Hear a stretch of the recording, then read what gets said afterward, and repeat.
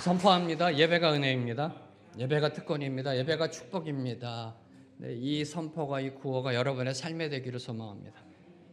입으로만 고백하는 매너리즘이 아니라 삶으로, 네, 예배 나오는 것이 얼마나 큰 감사인지, 얼마나 큰 감사인지 이게 회복이 됐으면 좋겠어요. 예배가 회복돼야 교회가 살아납니다. 두 가지 광고 드리겠습니다. 기도해 주셨던 것처럼 9월 19일 새생명 축제 기도해야 합니다. 온 성도가 한 마음으로 기도해서 특별히 우리 전도 대상자 64분의 영혼을 주님 손에 올려드리고 기도하셔야 합니다. 기도해야 은혜가 임합니다. 기도해야 은혜가 임합니다. 네. 또 하나 광고할 것은 이번 화요일 8월 4일이 김명곤 집사님 소촌 1주기입니다. 추모 1주년입니다. 기도해 주시고요. 특별히 우리 예민숙 군사님 가정을 위해 위로해 주시고 하나님의 손길이 임하도록 함께 기도로 동참해 주시기를 부탁드립니다. 오늘 말씀이 함께 기도합니다. 하나님, 오늘도 우리를 말씀으로 이끌어 주심에 감사합니다. 말씀 앞에 무릎 꿇게 하옵소서. 말씀을 들을 수 있는 영의 귀가 열려 들은 말씀대로 살아내게 하옵소서. 주님, 지금까지 우리가 얼마나 많은 말씀을 들었는지요. 그런데 우리의 삶의 모습은 하나님 보기에 정말 민망할 정도입니다. 주여 용서하시고 듣고 들은 대로 순종하는 삶의 능력 허락하여 주시옵소서. 예수님의 이름으로 기도합니다. 아멘. 소돔과 고모라를 향한 심판과 롯의 이야기가 이제 19장에서 마무리되고요. 자, 이제 오늘 말씀 창세기 20장은요. 아브라함이 그랄 왕, 블레셋이죠. 블레셋 왕 아비멜렉에게 그의 아내 사라를 루이라 속임으로 사라가 아비멜렉의 첩이 될 뻔한 사건을 기록하고 있습니다. 이 말씀 묵상하며 제일 먼저 나온 말, 아브라함 당신 맞아. 이게 나왔어요. 이렇게. 네. 앞서 롯의 이야기였잖아요. 롯의 이야기. 믿는 자의 모습입니다. 롯도 구원받은 자입니다. 롯도 교회 다니는 사람입니다. 근데 아브라함 이야기가 20장에 나오는데요. 뭔가 좀 영광스럽고요. 뭔가 좀 위대하고요. 세상 사람들이 봤을 때 그렇지 예수 믿는 사람 이게 좀 나와야 되는데 저는 그냥 딱 묵상하면서 아브라함 당신 맞아. 아브라함 당신 맞아. 네. 인생 가운데 좋은 일, 선한 일만 일어나면 얼마나 좋을까? 얼마나 좋을까? 인생은 오르막 내리막입니다. 창세기를 시작하면서 여러분에게 선포했던 우리의 신앙의 여정은 오르막 내리막이다. 파도 타기이다라는 겁니다. 인생은 기쁨과 슬픔, 성공과 실패가 끊임없이 교차하는 여정임을 보여주고 있습니다. 뭘 의미할까요? 여러분의 인생 가운데도 실패하는 그 구간이 있다라는 겁니다. 구간이 있다라는 겁니다. 네. 자, 오늘 말씀 1절과 2절 말씀, 두 구절 말씀 함께 읽습니다. 시작.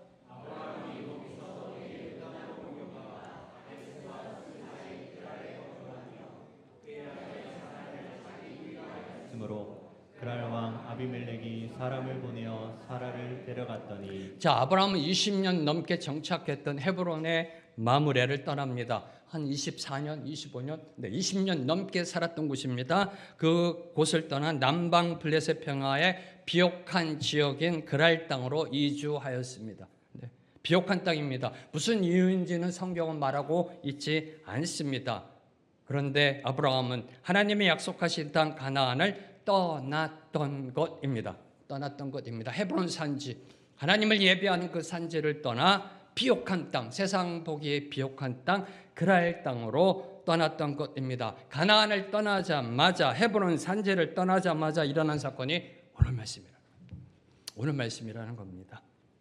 이에 대하여 네 가지를 먼저 묵상하고 오늘 말씀의 은혜를 받고자 합니다. 첫째, 우리 믿는 자들이 하나님의 말씀을 떠나 세상을 향해 나아가면 어떻게 된다? 아브라함 꼴 난다라는 겁니다. 넘어진다, 깨진다. 네. 실족할 수밖에 없음을 교훈하고 있는 겁니다. 네. 헤브론 산지를 떠납니다. 학자들은 아마도 기근이 왔을 것이다라고 추정합니다. 그렇죠? 아브라함을 조금 좀 변호해 주는 겁니다. 기근이 왔기 때문에. 네. 비옥한 땅으로 내려간 겁니다. 그런데 그 비옥한 땅, 화려한 곳, 뭔가 있을 것 같은 거, 번영이 있을 것 같은 세상을 향해 나아가면 어떻게 된다? 넘어진다는 겁니다. 넘어진다. 우리 믿는 자들은 아무리 힘들고 어려운 상을 만나도 우리 믿는 자들이 있어야 할 곳은 어디이다? 코람데오, 하나님 앞이라는 겁니다. 하나님의 말씀 안에 거해야 한다. 말씀대로 살아가야 한다는 겁니다. 까짓 거 죽기밖에 더 하냐고요. 기근이 몰려와서 까짓 거 죽기밖에 더해. 죽으면 좋잖아요. 천국 가고. 이게 우리 믿는 자들의 삶의 정체성이라는 겁니다. 우리가 매일매일 승리하는 삶을 사는 게 오직 하나입니다. 하나님만을 의지하고요, 하나님의 말씀대로 사는 것, 말씀 위에 굳게 서는 것, 성도, 우리 믿는 자들은 하나님 품 안에 있을 때가 가장 안전합니다. 가장 행복합니다. 하나님 안에 있을 때가 가장 행복해요. 가장 행복합니다.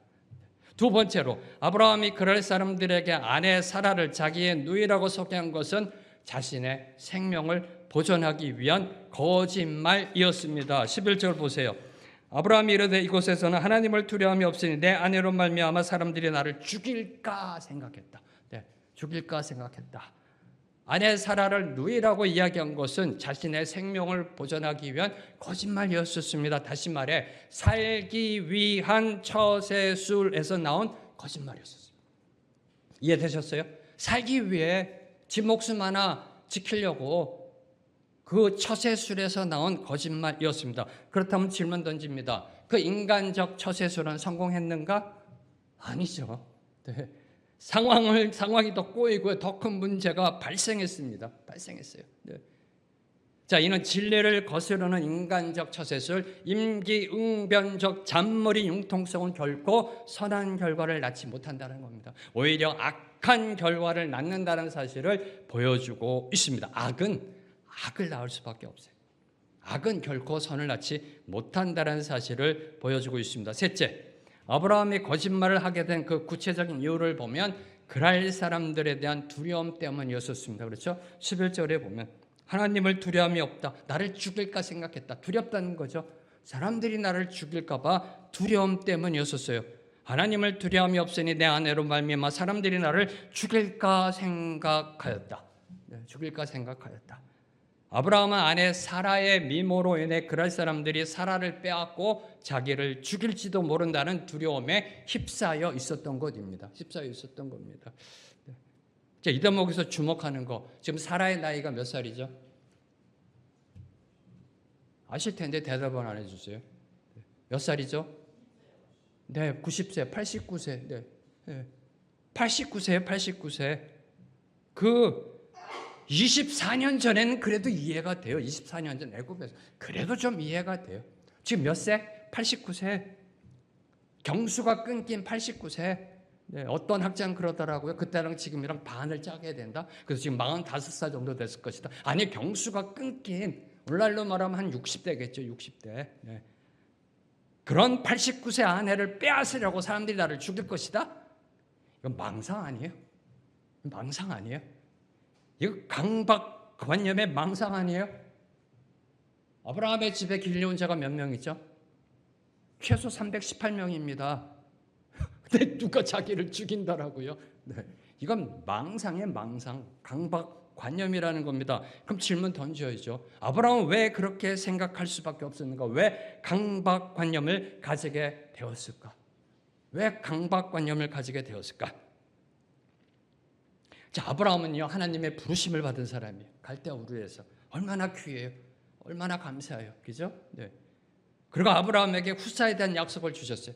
번성의 약속을 주셨어요. 그리고 그로 하여금 복의 통로가 되겠다는 약속을 주셨어요. 그것도 연거푸 주셨어요. 신의 약속을 받은 사람. 여러분 약속 받으셨어요? 신의 약속을 받으셨어요? 네. 신의 약속을 받은 사람이에요. 그것도 한두 번이 아니에요. 연거푸. 네. 바로 이 하나님의 약속의 말씀을 놓쳤던 겁니다. 본인이 살아야 후손이 태어나고 본인이 살아야 복의 통로가 되죠. 이 간단한 진리를, 하나님의 말씀을 놓쳤던 겁니다. 주어진 상황과 환경에 놀려 내 생각에 내 계산기를 두드린 거예요. 환경과 상황에 놀려서 말씀을 붙잡지 못하고요. 그것도 연거푸 하나님 말씀하셔요. 한 번 얘기했다면 그래도 잊어버렸다고 할 텐데 연거푸 계속 말씀하시죠. 이걸 놓친 겁니다. 왜요? 상황을 보니까, 환경을 보니까 거기에 눌린 거예요. 눌려서 계산기를 두드린 결과라는 겁니다. 네 번째로 아내를 누이란 말한 아브라함의 거짓말, 24년 전 그가 애굽에서 범했던 거짓말의 반복이라는 겁니다. 반복. 네. 그래서 제가 했던 거 처음에 이 말씀 묵상하면 아브라함 당신마저도, 네. 그 묵상이 나올 수밖에 없었던 겁니다. 자, 24년 전 당시 아브라함은 애굽 왕 바로에게 아내 사라를 누이라고 속입니다. 그랬다가 바로에게 큰 수모를 당했습니다. 하나님의 영광을 가리우는 큰 수치를 당하였습니다. 그로 인해 하나님을 의지하지 않고 자신의 생각을 의지하는 것이 얼마나 위험하고 어리석은 일인지 절실하게 깨달았습니다. 그 조카 롯 앞에서요, 큰 망신당했어요. 큰 망신당했어요. 가나안 땅으로 돌아와 제일 먼저 한 게 뭐죠? 처음 제단 쌓았던 곳에 하나님께 제단 쌓고 여호와 이름을 불렀어요. 무슨 뜻이에요? 하나님께 예배드리며 자신의 신앙을 다시 결단했던 겁니다. 다시 결단했던 겁니다. 애굽에서 돌아와서 12장의 애굽에서 수치 13장 처음에 나오는 거 다시 돌아와서 하나님께 예배드렸다. 주여 용서하시고 나를 다시 일으켜 세워주심에 감사합니다. 제대로 살겠습니다. 제대로 살겠습니다 라는 결단을 올렸던 겁니다. 그런데 또 동일한 죄를 반복하였습니다. 기억하기조차 싫은 치욕적인 실수를 또다시 범하고 만 것입니다. 이게 인간이에요. 이게 저와 여러분이라는 겁니다. 이게 저와 여러분이에요. 여러분 뭐 이렇게 대단하지 않아요. 이게 저와 여러분이라니까요. 자, 믿음의 조상이라 불리는 아브라함 역시 위기 앞에서 하나님보다 인간적인 생각, 잔꾀, 술수 등을 의지하는 연약한 존재였다는 겁니다. 위기 앞에서 이 모양 저 모양의 계산기 두드리고 실익 따지고 우리와는 급시 다른 영적 거장이 아니었다라는 거예요. 우리와는 급시 다른, 우리가 감히 넘볼 수 없는 저 하늘 위에 존재하는 영적 거장이 아니었다라는 사실입니다. 우리와 똑같이 넘어지고 깨지고 실수하는 연약한 인간, 평범한 인간이었음을 20장이 보여주고 있는 것입니다. 20장 묵상 시작할 때 아브라함 당신마저도로 시작해서 하나님 감사합니다로 끝났어요. 저는. 하나님 감사합니다로 끝났어요. 왜요? 자, 이 사실을 역으로 본다면 오늘날 저와 여러분도 아브라함이 될 수 있다는 거예요. 아닌가요? 네. 오늘날 저와 여러분도 아브라함이 될 수 있다는 거예요. 아브라함도 이렇게 똑같은 죄를요 반복하면서 넘어집니다. 위기 앞에서 자기 계산기 두드리고 말씀 붙잡지 못하고요, 그냥 자기 잔꾀 부리다가 큰 수치 당합니다. 우리도 오늘 아브라함이 될 수 있다는 거예요. 아브라함은 우리랑 다른 급시 아니라는 겁니다. 하나님의 약속을 받고요, 복의 통로가 되고요, 하나님의 뻗치라 칭함받는 축복을 누릴 수 있다. 누가? 저와 여러분이. 저와 여러분. 얼마나 감사해요. 아브라함은 실수도 안 하고 만약에 20장이요 맨날 승리하는 이야기만 기록해 있다고 생각해 보세요. 다윗이 밧세바와 간음하는 이야기가 없었다고 생각해 보세요. 감히 넘볼 수 없는 믿음의 위대한 그 거장으로 우리가 여기잖아요. 아브라함이 될 수 있다는 겁니다. 저와 여러분도. 아브라함이 될 수 있다. 선포합니다. 여러분 모두가 여러분의 가정, 가문의 영적 아브라함이 되길 축원합니다. 영적 아브라함이 되길 축원합니다. 아브라함의 모습을 보며 또 하나 묵상하는 거, 이미 구원받은 성도에게도 죄악된 옛 습성은 남아 있다. 죄악된 옛 모습은 남아 있다. 인간은 죄를 반복하는 습성이 있다. 나이가 들어도, 신앙의 연륜이 깊어져도, 죄를 반복하는 습성이 있다라는 사실입니다. 만약에 이 부분을 모르겠다면 여러분의 인생을 보세요. 솔직하게 쳐다보세요. 여러분의 인생을. 나이가 들어도요 똑같습니다. 신앙의 연륜이 깊어져도 똑같아요. 죄를 반복하는 습성이 있어요. 그럼 인간은 왜 죄를 반복하는 습성이 있을까요? 왜 그럴까요? 예레미야 17장 9절 말씀, 아무도 안 찾으시네. 지명하여 부릅니다. 제가 말씀드렸잖아요. 자막 안 띄운다고. 예배 시간에 망신당하지 않으시려면 성경을 보세요. 성경 책뿐만 아니라 핸드폰도 성경입니다. 되도록이면 핸드폰은 보지 마시고요. 가능하면 왜요? 핸드폰 보다가 카톡 오면 카톡을 봐요. 말씀 보다가. 예레미야 17장 9절 찾은 분들 함께 읽습니다. 시작. 만물보다 거짓되고 힘이 부패한 것은 마음이라 누가 능히 이를 알리오마는. 이래서 그래요.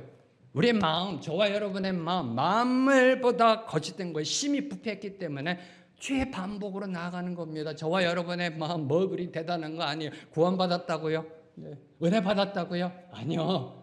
저와 여러분의 마음 거짓된 겁니다. 심히 부패하다라고 성경이 선포합니다. 인간은 누구도 예외 없이 자신의 욕망이나 이익을 위해 사실을 왜곡하거나 합리화하는 데 너무나 능숙합니다. 너무나 능숙해요. 기가 막혀요. 말 기가 막히게 잘합니다. 능숙해요. 말 돌리고 합리화하고 너무 잘해요. 이걸. 이게 인간이에요. 이게 인간이에요. 한 번도요 내가 잘못했다라고 안 해요. 오늘 이따가 아브라함의 모습도 그렇게 나옵니다. 돌려 합리화하고요. 왜곡하면서 능숙합니다. 겉으로는 선한 표정과 몸짓으로 위장하여 타인뿐만 아니라 자기 자신까지 속이는 게 바로 우리의 마음이라는 겁니다. 그래서 사도 바울이 뭐라고 말씀하셨어요?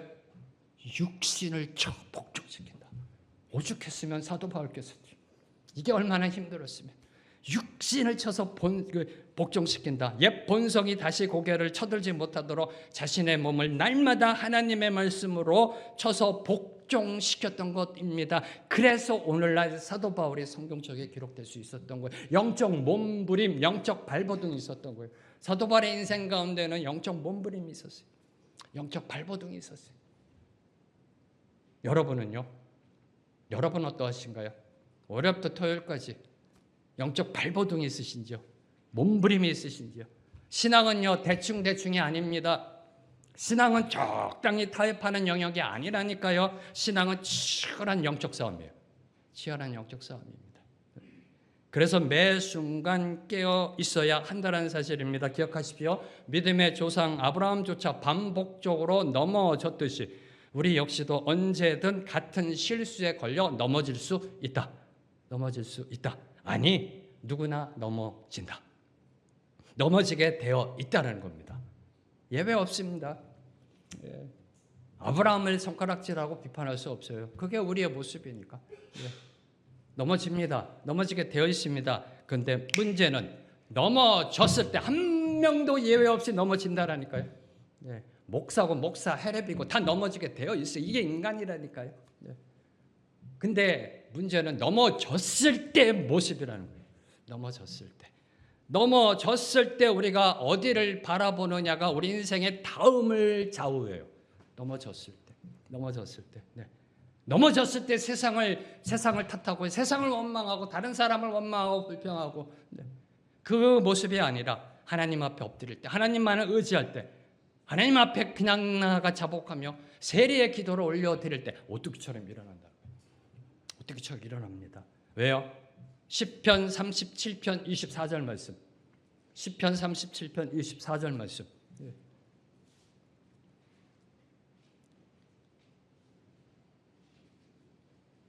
야, 이 종이 넘기는 소리가 들려야 좋은데 요새는 다 핸드폰이었어요.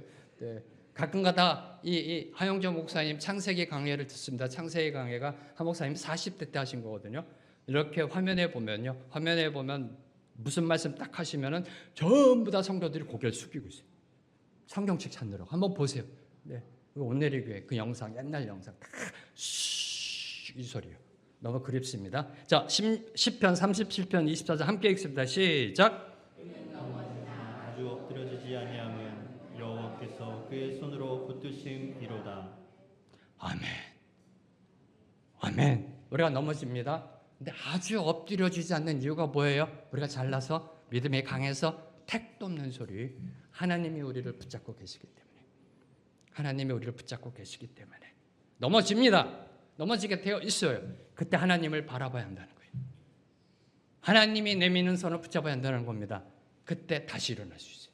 오뚜기처럼 일어날 수 있습니다. 이게 아브라함이 받은 축복이라 저는 생각합니다. 이게요. 자, 다음으로 이어지는 3절부터 7절을 보면요. 아브라함의 거짓말로 사라가 아비멜렉의 첩이 되어 정절을 잃게 될 상황이 되자 누가 개입하세요? 하나님이 개입하세요. 그것도 그 즉시 개입하시어 아비멜렉이 사라를 범하는 것을 막으셨습니다. 3절 말씀 함께 읽습니다. 시작. 그 밤에 하나님이 아비멜렉에게 현몽하시고 그에게 이르시되 내가 데려간 이 여인으로 말미암아 내가 죽으리니 그는 남편이 있는 여자임이라. 자, 하나님은요 아브라함의 실책과 과오를 수습하시고자 초자연적으로 개입하셨습니다. 그렇죠? 아비멜렉의 꿈속으로 들어가셨어요. 아브라함의 거짓말이라는 이 죄가 더 큰 죄로 이어지는 것을 막기 위하여 그 즉시 상황을 차단하셨어요. 네. 스위치 오프 탁 해버린 거예요. 네. 차단하셨습니다. 한마디로 아브라함이 저질러 놓은 이 부분에 있어서 많이 고민했어. 한 단어로 쓰느냐, 세 글자로 아브라함이 저질러 놓은 배설물을 친히 치우셨던 겁니다. 한 단어로 표현하고 싶었는데, 네. 이 관계상에서 그 단어를 또 쓰는 거는 조금 그럴 것 같아서, 네. 아브라함이 저질러 놓은 그 배설물을 하나님이 치우셨어요. 얼마나 감사해요. 감사하지 않으세요?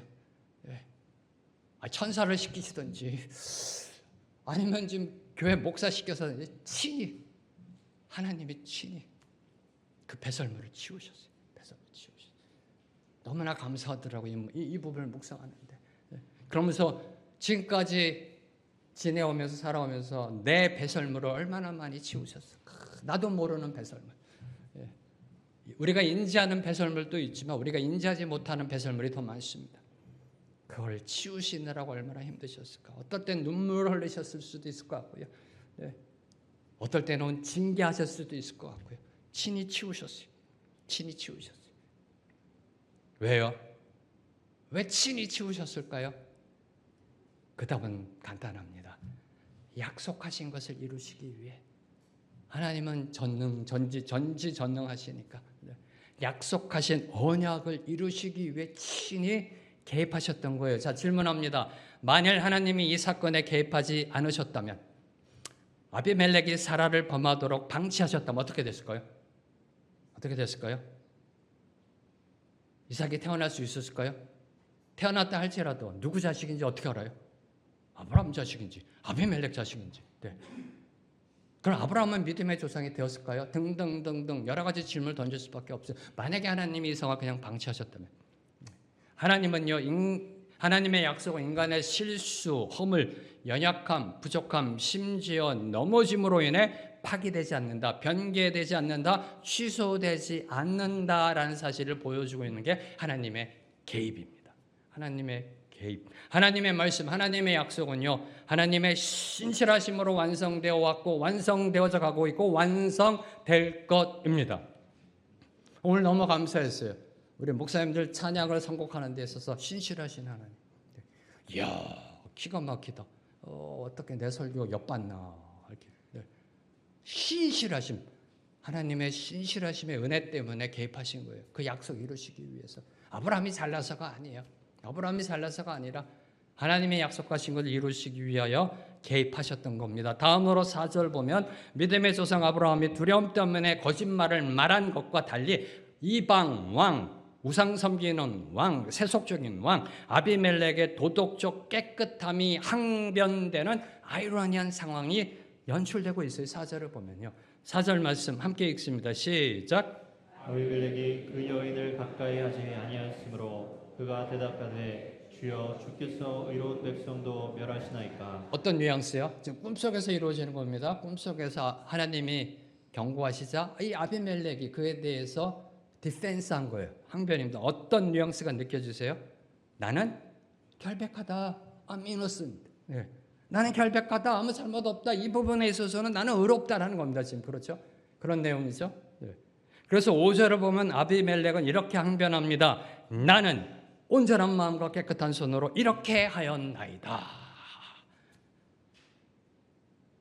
여기서 주목하는 거 주어가 1인칭이라는 겁니다. 나는 온전한 마음과 깨끗한 손으로 이렇게 하였나이다. 이러니 인간은 자기 의에 빠질 수밖에 없어요. 이때 어떤 대답이 나와야 돼요? 주님의 이끄심으로 내가 이 죄를 짓지 않게 됐습니다. 나와야 되는데 나는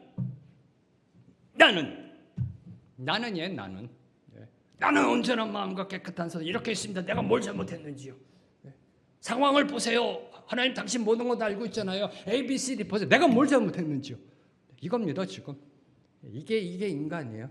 그러니 교만해지고 그러니 자기 의에 빠질 수밖에 없습니다. 자, 아비멜렉이 그 여인을 가까이 하지 아니하였으므로 가까이 하지 아니하였다라는 이 원어적인 표현 속에는요, 하나님이 초자연적인 간섭으로 아비멜렉이 사라에게 손을 대지 못했음이 함축되어 있어요. 이 함축이 드러나는 것이 17절에 아마도 학자들은 생식기 질병을 일으켰을 것이다 라고 얘기해요. 그래서 17절에 보면 아브라함이 기도함으로 다시 이 아이를 낳을 수 있는 그 축복의 문이 열렸음을 기록하고 있습니다. 네. 가까이 하지 아니하였다는 이 말 속에는요, 하나님이 이 아비멜렉에 질병을 주셔서 가까이 할 수 없었다라는 그 의미가 함축되는 거예요. 다시 말해 아비멜렉이 사라를 가까이 하고 싶어도 할 수 없었던 겁니다. 네. 하고 싶었어요. 그러니 데려왔겠지. 할 수 없었던 겁니다. 이를 확증하는 것이 6절에 하나님이 뭐라고 말씀하세요? 너를 막아. 누가 막아요? 하나님이. 너를 막아 내게 범죄하지 아니하게 하였다 라고 하나님이 말씀하고 계시는 겁니다. 아비멜렉이 사라를 가까이 하지 못하면 하나님이 막으셨기 때문에, 하나님이 막으셨기 때문에 내가 온전해서가 아니에요. 네. 나는 온전한 마음과 깨끗한 손으로 이렇게 하는 아니다. 나는 온전하고 깨끗했기 때문에 그렇게 된 게 아니에요. 아비멜렉은요 가까이 하고 싶었어요, 사라를. 그러니까 데려왔겠죠. 그런데 하나님이 막으셨던 겁니다. 뭘 교훈할까요? 인간은 결단코 스스로 의롭다라고 말할 수 없다는 겁니다. 그 어떤 경우에도 나는 의롭다, 이 부분에서 난 결백하다라고 말할 수 없다라는 겁니다. 인간은 죄로 인해 본성 자체가 오염되어 있어요. 저와 여러분의 본성은 오염되어 있어요. 타락한 본성이에요. 여러분의 지성, 감성, 의지 등 모든 영역이 죄로 오염되어 있어 그 어느 누구도 스스로 의롭다 할 수 없습니다. 의롭다 할 수 없습니다. 네. 제발 의로운 척하지 마세요. 제발. 네. 의롭다 할 수 없다라니까 세리처럼 엎드리세요. 바리새인처럼 고개 들지 마시고 엎드리세요. 하나님 앞에. 누구도 의롭다 할 수 없다라니까요. 누구도. 아니요, 하나님, 나는 이 부분에 있어서는 결백합니다. 그죠? 아비멜렉의 주장 아니에요. 아비멜렉은 좀 이 경우에는 억울해 보이지 않아요? 도덕적으로 뭘 비난받을 만한 일을 했나요? 무죄 아니에요? 그러니까 나는이란 단어가 나오는 거예요. 그러니까 여러분의 삶 속에서 나는이란 단어가 나오는 거예요. 네. 아직도 이해 못하셨어요? 자, 그럼 이해를 쉽게 하기 위해 이 질문 던집니다. 자, 그렇다면 이때 아비멜렉은 얼마나 많은 첩과 아내가 있었을까요? 상상해 보세요. 한 명 없었나요? 얼마나 많은 후궁이 있었을까요? 아비멜렉. 네. 솔로몬이 몇 명이죠? 네. 아비멜렉은요 몇 명이 있었을까? 후궁들, 아내, 첩들. 아내가 없었나요? 근데 왜 또 다른 여인을 구해요? 그것도 나이가 많은 89세 여인. 왜 욕심부리냐는 거예요. 왜 욕심부리냐는 거예요. 네. 이방 여인이니까 89세니까 89세 여인도 괜찮다는 거예요. 이방 여인이니까. 왜 욕심부렸는가 하는 거죠. 나는 온전하고 택도 없는 소리 왜 데리고 왔어요? 범하려고. 네. 아내가 없어요? 아니요. 수많은 후궁들이 있고 첩이 있잖아요. 왜 데려왔냐는 거예요. 왜 데려왔냐. 인간은요 절대 나는 온전한 마음과 깨끗한 손으로 이렇게 하였나이다라고 말할 수가 없어요. 주님 감사합니다. 이 정도 내가 사는 거 하나님의 은혜입니다라고 고백이 돼야지. 나는 온전하다라고 말할 수 없다라는 겁니다. 의로움은 오직 하나님으로부터 주어져. 오직 하나님이 의롭다 말해줘야 의로운 축복을 받을 수 있는 겁니다. 법정에서 무죄 선고를 받던 하나님이 우리를 의롭다 선언해 주셔야 우리가 의롭다라고 칭함받을 수 있는 거예요. 그거를 칭의라고 그러잖아요. 이 신칭이 저와 여러분이 의로워서가 아니라. 옆에 있는 사람 보세요. 의로워 보이세요? 의로워 보이세요? 그럼 그분의 인생 한번 딱 본다고 생각해서 24시간 뚜껑 열고 실망할 거요? 네. 하나님이 그래도 우리를 의롭다라고 칭해 주시기 때문에 예수 그리스도의 보혈의 피로 우리가 의인이라 칭함받는 겁니다. 하나님이 의로움을 주시는 거예요. 하나님의 말씀대로 살아가야 의롭다란 은혜로 들어가는 겁니다. 그래서 하나님은 아비멜렉에게 다음과 같이 명령하십니다. 7절 말씀 함께 읽습니다. 시작. 이제 그 사람의 아내를 돌려보내라. 그는 선지자라. 그가 너를 위하여 기도하리니 내가 살려니와 내가 돌려보내지 아니하면 너와 내게 속한 자가 다 반드시 죽을 줄 알지니라. 하나님은 아비멜렉에게 아브라함을 선지자라 부르시며 그의 아내 사라를 즉시 돌려보내고 그의 기도를 받으라라고 명령하셨습니다. 그래야 살 수 있다라고 경고하셨어요. 그래야 살 수 있다라고 경고하셨습니다. 자, 여기서 먼저 주목하는 거. 하나님은요, 지질이 삐질이 비겁한 아브라함, 지 목숨 하나 건지겠다고 아내를 이용한 비겁한 허물투성이인 아브라함을 질책하거나 내치지 않으셨다는 거예요. 질책하고 내치지 않으셨다는 겁니다. 야, 네 신행 여정 25년인데, 야, 지금쯤 장로까지 됐을 텐데 아직도 그 모양이냐, 그 꼴이냐, 똑같은 죄를 범하고 네 아내 사라가 그렇게 예쁘면 얼마나 예쁘냐, 89세다 정신 차려라, 이렇게 하지 않으셨어요. 동일한 죄를 반복하는 상습범 아브라함을 특별범죄 가중처벌법으로 징계하지 않으셨어요. 저 같았으면 이 특별범죄 가중처벌법으로, 그나마 이 아브라함이니까 책임 더 커야 되잖아요. 징계하는 대신 선지자로 세우셨어요. 선지자로 세우셨어요. 여기서 또 한 번 제 마음이 무너졌습니다. 선지자로 세우셨어요. 이것이 하나님의 은혜의 아이러니예요. 이 은혜의 아이러니예요. 인간의 상식과 논리를 뛰어넘는 은혜입니다. 이 부분을 터키에서 사역하면, 이게 섬기면서 자꾸만 묵상하는데요. 이 아이러니, 답을 어떻게 구할 수가 없어요. 이 은혜의 아이러니를 풀어낼 수가 없어요. 풀어낼 수가 없어요. 저와 여러분 아무 공로 자격 없는데 구원해 주셨습니다. 구원해 주심도 감사한데 하나님 나라의 쓰임받기 얼마나 감사해요. 이해가 안 되세요?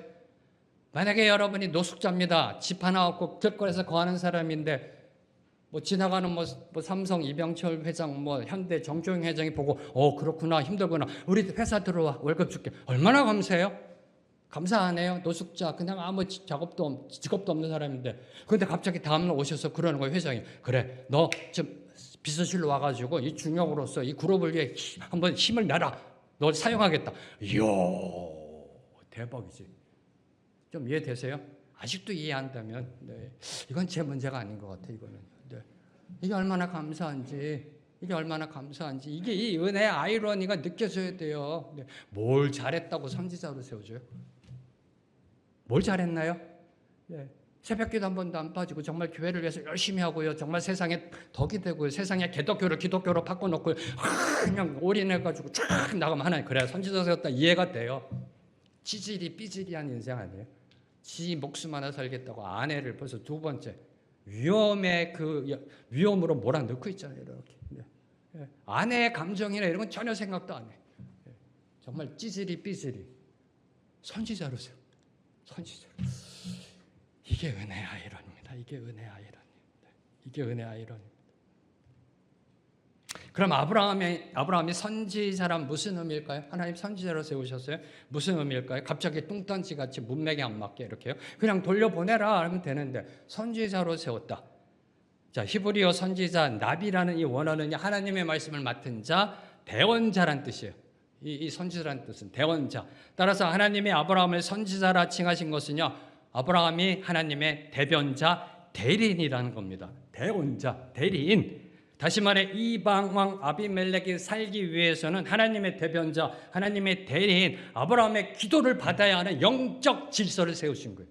세상을 향해 선포한 겁니다. 세상이 구원받기 위해서는 하나님의 약속을 받은 자, 저와 여러분 우리 성도들의 중보 기도 위에 서야 한다는 사실을, 그 영적 질서를 세우신 거예요. 비록 아브라함이 도덕적으로 부족하고 결함이 있다 할지라도 이 질서를 세우신 겁니다. 하나님은 저와 여러분 오늘 우리를 성도로 부르셨습니다. 집사로, 권사로, 장로로, 목사로 부르셨습니다. 왕 같은 제사장으로 세우셨습니다. 질문합니다. 그럼 그만큼 자격 있으세요? 그럼 그만큼 자격 있으세요? 네.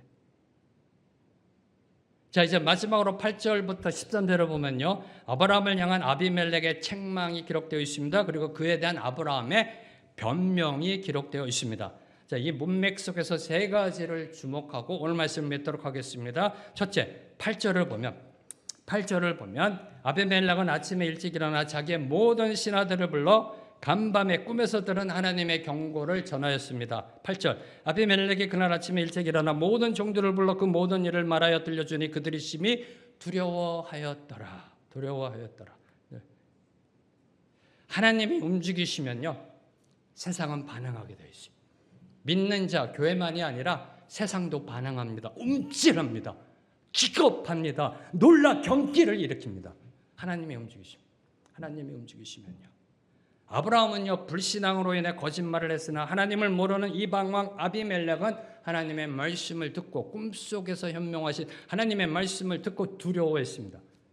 하나님을 믿는 아브라함은 세상을 두려워했고 세상 왕 아비멜렉은 하나님을 두려워하였던 겁니다. 아브라함보다 나아요. 그렇죠? 불신자가 성도보다 나아요.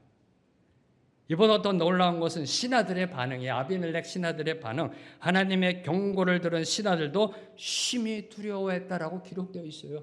아비멜렉이야 자기 꿈속에서 나왔으니까 경험했으니까 근데 그 말을 들은 그의 신하들이 심히 두려워했다라고 기록되어 있어요. 아브라함은 사람을 두려워하고 우상 섬기는 세속적인 사람 아비멜렉과 그 신하들은 하나님을 두려워하고 이를 어떻게 해석해야 될까요? 여러 가지 이유가 있습니다만 가장 본질적인 문제는요. 말씀에 대한 매너리즘이에요. 우리 믿는 자들에게 정말 위험한 고질적인 병폐입니다. 말씀에 대한 매너리즘. 하나님의 말씀, 성경 말씀이나 설교를 늘 반복해서 접하다 보면요. 익숙함에 젖어 감동이 사라져요. 신선함을 잃어버리게 된다는 겁니다. 네. 이런 매너리즘이 영적 나태함으로 이끌고 가는 거예요. 이런 매너리즘이 형식적인 신앙생활로 이어져 아브라함과 같은 실수를 범하게 되는 것입니다. 처음에 하나님의 말씀이 임하면 두렵죠. 이게 지금 아비멜렉과 그 신하들의 모습이고요. 이게 매일매일 나타난다고 생각해 보세요. 한 달 지나면 뭐라고 그럴까? 또 오셨어요? 그거 말씀하시려고요? 다 알아요. 알았어요. 고칠게요. 근데 어떻게 내 인생 이 모양 이 꼴인 거 안 되는 걸 어떻게 하나님? 알겠습니다. 노력은 해볼게요. 이게 우리의 모습이에요 지금요. 하도 듣다 보니까 아까도 제가 시작하면서 기도했잖아요. 여러분 지금까지 몇 번이나 하나님의 말씀 들으셨어요? 몇 번이나 성경을 읽으셨어요? 그만큼 비례해서 여러분의 삶의 모습이 변화됐나요? 아니잖아요. 왜요? 익숙해져요. 이제 새로운 담임 목사님 내년부터 섬길 겁니다. 처음에요. 여러분이 긴장하고 같이 힘을 합쳐 나아갈 거예요. 이제 익숙해져요. 이번에 말씀도 이제 익숙해져요. 6개월, 1년 지나면 익숙해져요. 그럼 또 매너리즘에 빠져요. 이게 우리의 모습이라니까요. 이게 우리의 모습이에요. 여러분 지금까지 살아오면서 몇 번이나 주일 설교 말씀 들었냐고요. 그럼 좀 변해야 되지 않아요? 좀 많이 변해 있어야 되지 않아요? 여러분의 자녀들이 놀래 자빠져 우와 우리 엄마 아빠 진짜 믿는 사람이다라고 해야 되지 않아요? 그만큼 들었으면 한두 번 들었으면 모르겠는데 이게 익숙함이에요. 또 그 소리 아는 소리 이렇게 돼. 이 매너리즘에 빠지면요 이런 꼴 난다는 거예요. 아브라함처럼 하나님의 말씀하셨는데 그냥 매너리즘에 빠져가지고. 두 번째로 주목한 거 9절입니다. 9절은 아브라함이 이방인 아비멜렉으로부터 호된 책망을 받는 모습이에요. 그 수치당하는 모습입니다. 9절 말씀 함께 읽습니다. 시작. 아비멜렉이 아브라함을 불러서 그에게 이르되 내가 어찌하여 우리에게 이렇게 하였느냐 내가 무슨 죄를 내게 범하였기에 내가 나와 내 나라가 큰 죄에 빠질 뻔하게 하였느냐 내가 합당하지 아니한 일을 내게 행하였도다 하고. 자, 이 모습을 묵상해 보세요. 원어적으로 하나하나 풀어주면 여러분 이해하기 쉬울 텐데요. 그럼 또 시간이 많이 걸려서. 자, 포인트는 이겁니다. 하나님의 백성이 세상 사람으로부터 질책당하는 거예요, 지금요. 그렇죠? 끌려가서 지금 호된 꾸지람 받는 거예요. 조롱받는 모습이에요. 망신살 뻗친 모습이에요. 이거예요. 너 예수 믿는다며. 내 삶이 왜 그 모양 그 꼴이야? 너 때문에 내가 죽을 뻔했잖아. 이거예요. 네가 거짓말해가지고 나쁜 말하고 우리 집 가정이 내 회사가 완전히 다 도산할 뻔했어. 이거예요 지금요. 너 믿는다며. 하나님 믿는 사람이라며. 이거예요 지금요. 지금 이 아비멜렉이 지금 이 아브라함을 지금 책망하고 있는 거는요. 이 완전히 망신산 뻗친 겁니다. 너 같은 것 때문에 기독교가 개독교야 막 이러는 겁니다 지금요. 이보다 더한 치욕이 우리 믿는 자들에게 또 어디 있을까요? 그렇죠? 세상 사람들에게 호된 꾸지람 거기에 대고 어떤 뭘 얘기할 수도 없어요. 왜요? 잘못했으니까. 우리 믿는 자들이 말씀을 따라가지 않고 내 생각대로 처신하면 반드시 세상 사람들로부터 멸시받고 조롱받고 수치받게 되어 있다는 겁니다. 맛을 잃은 소금처럼 사람한테 짓밟히는 치욕을 받게 되어 있음을 보여주고 있는 거예요. 바로 왕한테도 당했고 지금 아비멜렉에게도 당하고 있고, 특별히 10절을 보면요, 10절을 보면 아비멜렉에게 이렇게 물어봤습니다. 네가 무슨 뜻으로 이같이 하였느냐? 전 이 부분을 묵상하는데요. 네가 무슨 뜻으로 이렇게 했느냐? 왜 이걸 했느냐? 오늘날 우리에게 던지는 질문이더라고요. 저와 여러분에게 던지는 아비멜렉의 질문이에요. 저와 여러분, 우리가 세상 앞에서 어떤 모습으로 살아가야 하는지를 도전하는 질문이에요. 오늘도 세상은 저와 여러분에게 질문합니다. 네가 무슨 뜻으로 이같이 했느냐? 자, 세 번째로 11절부터 13절을 보면요, 아브라함은 자신의 잘못을 인정하기보다는 구차한 변명을 늘어놓았습니다. 그렇죠? 11절부터 9, 9절 변명이 들어갑니다. 아비멜렉이 묻습니다. 왜 이런 잘못을 범해서 우리 가족, 우리 나라가 더 망하게 할 뻔했느냐? 그랬더니 아브라함이 설명하기 시작합니다. 그 변명의 시작점은 11절이에요. 이곳에서는 하나님을 두려워함이 없으니부터 시작됩니다. 변명이. 뭐가 느껴지세요? 이곳에서는 하나님을 두려워함이 없으니. 아브라함은요, 이 변명의 시작점이 그랄 사람들이 하나님을 두려워하지 않는다라고 단정하고 시작한 겁니다. 하나님을 두려워하지 않는다 단정하며 스스로 생명의 위협을 받는다라고 속단한 거예요. 이 그랄 사람들은 하나님을 두려워하지 않는다. 그래서 그들은 나를 죽일 것이다. 속단해버린 거예요. 쉽게 말해 일종의 책임 전가예요. 책임 전가. 너 왜 그랬어? 그랬더니 아니 내가 아니라 니네 나라 백성들 책임 전가하고 책임 전가. 책임 전가를 하고 있는 겁니다. 자, 8절을 보세요. 아비멜렉의 신하들은 하나님을 두려워했습니다. 그렇죠? 하나님은 아비멜렉 왕의 꿈에 나타나실 정도로 그 땅에서 역사하고 계셨어요. 역사하고 계셨어요. 근데 아브라함은 뭐라고 그래요? 이 땅은 하나님을 두려워하는 마음이 없다. 무엇이 문제일까요? 내 생각이 객관적인 진실이라고 믿는 착각부터 시작됐다.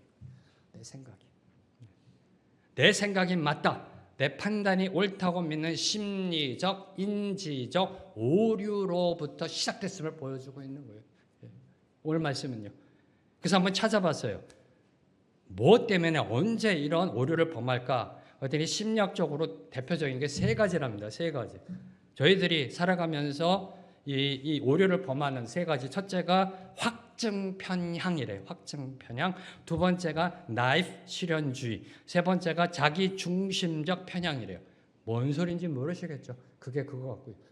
확증 편향은요, 내 생각과 일치하는 증거만 찾는데 그것만 보인대요. 내 생각과 일치하는 증거. 반대되는 증거는 있어도 무시한대요. 이게 확증 편향. 그러니까 오류에 빠지는 거예요. 두 번째, 이 나이프 실현주의는 내가 세상을 있는 그대로 본다고 믿으며 나와 다른 생각을 하는 사람은 틀렸다라고 얘기한대요. 나는 세상을 다 보고 있다. 나는 다 보고 있다는 거예요. 이 나이프한 이 실현주의. 세 번째, 자기 중심적 편향은 내 관점이 유일한 기준이다라고 생각하여 절대적 기준이다라고 생각하여 타인의 입장을 헤아리지 못하는 자기 중심적 편향이라는 겁니다. 이게 모든 인간에게 있대요. 다 있답니다. 세 가지. 이 오류로부터 시작되는 거예요. 이 변명이. 아브라함의 변명이. 네. 아니 지금 깨끗하게 해요. I'm sorry, I'm terribly sorry. 다음부터는 안 그렇게 해서 얼마나 멋있게 끝나. 구구절절 구구절절 책임 전가하면서 확증 편향, 나이프 실현주의, 자기중심적 편향의 오류로부터 시작하고 있는 게 믿는 자의 이 변명의 모습이. 다음으로 12절을 보면요, 아브라함 이렇게 얘기합니다. 사라는 실제로 아버지는 같고 어머니는 다른 이복 누이가 맞다고 주장하며 거짓을 정당화합니다. 합리화합니다. 12절 보세요. 또 그는 정말로 나의 이복 누이로서 내 아내가 되었음이니라. 자, 이는 무슨 뜻이에요? 사라가 내 아내인 것은 맞지만 이복 누이라는 사실도 맞다. 그러니 완전히 거짓말한 것은 아니다라는 식의 방어 논리예요. 방어 퀴즈예요. 낯설지 않으시죠?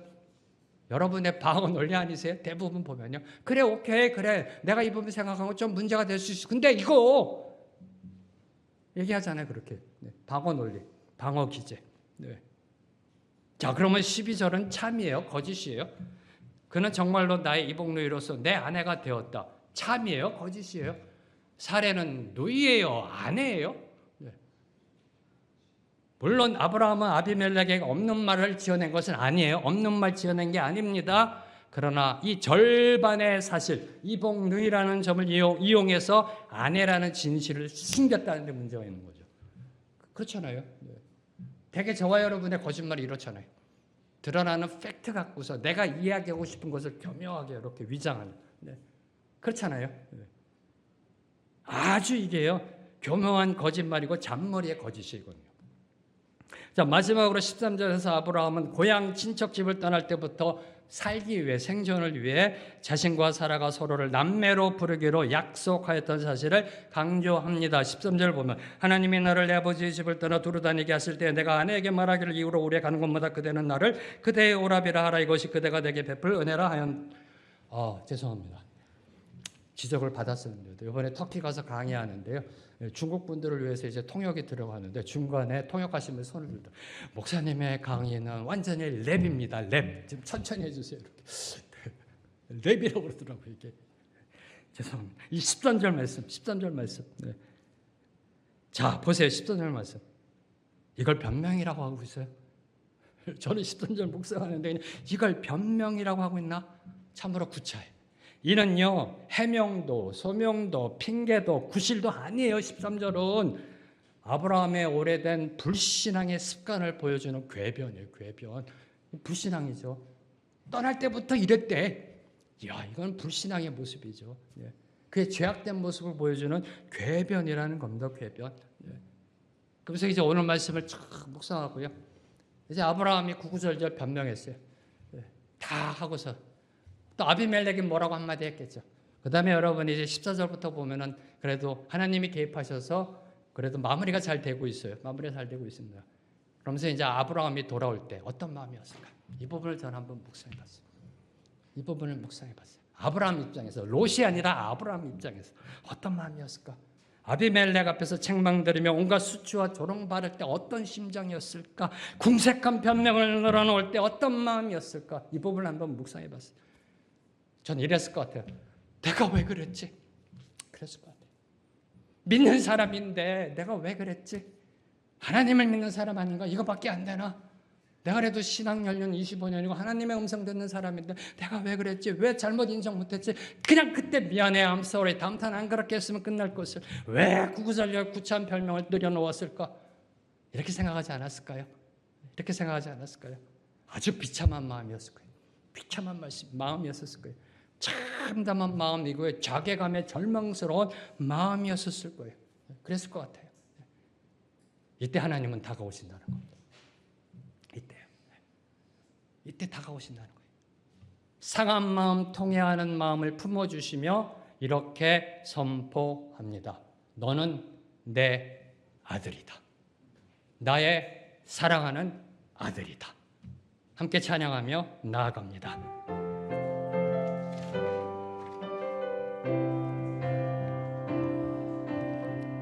힘들고 지쳐 난망하고 넘어져 일어날 힘 전혀 없을 때에 조용히 다가와 손잡아 주시며 나에게 말씀하시네. 나에게 실망하며 내 자신 연약해 고통 속에 눈물 흘릴 때에 못자국 난 그 손길 눈물 닦아주시며 나에게 말씀하시네. 너는 내 아들이라. 너는 내 아들이라. 오늘날 내가 너를 낳도다. 너는 내 아들이라. 나의 사랑하는 내 아들이라. 한 번 더 고백합니다. 힘들고 지쳐. 힘들고 지쳐 난망하고 넘어져 일어날 힘 전혀 없을 때 일어날 힘 전혀 그때 주님은 다가오시고 우리를 품어주시고 조용히 다가와 손잡아 우리에게 주시며 위로하십니다. 격려하십니다. 나에게 말씀하시네. 내가 나에게 실망하고 나에게 내가 연약한 실망하며 비참한 마음, 처참한 마음, 내 자신 연약해 고통 속에 눈물 흘릴 주님이 다가오십니다. 우리를 때 만져주십니다. 우리의 눈물을 못자국 닦아주십니다. 난 그 손길 눈물 닦아주시며 우리에게 말씀하십니다. 나에게 말씀하시네. 너는 내 딸이라. 너는 내 딸이라. 오늘날 내가 너를 낳도다. 너는 내 딸이라. 너는 내 딸이라. 나의 사랑하는 내 딸이라. 나의 사랑하는 내 딸이라. 너는 내 아들이라. 너는 내 아들이라. 오늘날 내가 너를 낳았도다. 오늘날 내가 너를 낳도다. 너는 내 아들이라. 너는 내 딸이라. 나의 사랑하는 내 아들이라. 나의 사랑하는 내 아들이라. 하나님 아버지 감사합니다. 아브라함이 힘들고 지쳐 낭망할 때 비참한 마음, 궁색한 변명 늘어놓으며 아비멜렉 앞에 비참한 마음으로 있을 때 조용히 다가오시며 다시 이렇게 세워주시는 그 주님을 바라봅니다. 아브라함이 아브라함으로 성경책에 기록될 수 있었던 것, 아브라함의 믿음이 위대해서가 아니라 조용히 다가와 품어주시며 너는 내 아들이다. 오늘날 내가 너를 낳았도다. 너는 나의 사랑하는 아들이라 말씀해 주시는 그 하나님의 은혜임을 고백합니다. 주님, 이 은혜로 오늘 우리를 덮어 주시옵소서. 일어나게 하옵소서. 일어나 다시 한번 하나님을 향해 달려나가는 생명의 길 교회 되게 하여 주시옵소서. 하나님께 귀하게 쓰임받고 하나님께 영광 돌리는 생명의 길 교회 되게 하여 주시옵소서. 예수님의 이름으로 기도합니다. 아멘. 다 함께 일어나셔서 주님 앞에 봉헌하시겠습니다.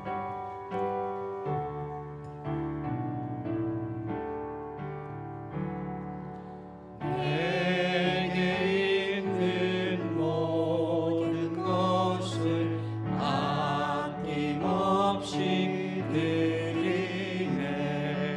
사랑하고 의지하며 주만 따라 살리라. 주께 드리네. 주께 드리네.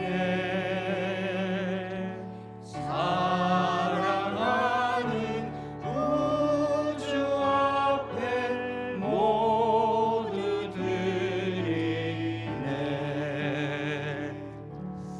하나님, 우리 찬양의 고백처럼 모두 다 주님께 드립니다. 우리 인생도 물질도 생명도 주님께 드립니다. 아무 자격 없고 공로 없는 우리를 부르시어 자녀 삼아 주심에 감사합니다. 그 은혜 감사하여 우리에게 허락하신 물질의 축복 중의 일부를 다시 주님 손에 올려드립니다. 모든 것이 주님의 것입니다. 주님의 영광을 위하여 쓰임받는 우리의 물질이 되게 없어서, 우리의 시간이 되게 없어서, 우리의 인생이 되게 하여 주시옵소서. 이제는 우리 주 예수 그리스도의 은혜와 하나님 아버지의 무한하신 사랑과 성령님의 교통하심이 오늘도 주님 앞에 나 말씀 듣고 그 말씀대로 살아내기로 결단하는 주님의 모든 백성들 위해, 주님의 모든 교회와 선교사님들과 이 나라 민족 위에 지금부터 영원토록 함께 하시길 간절히 축원합니다. 아멘.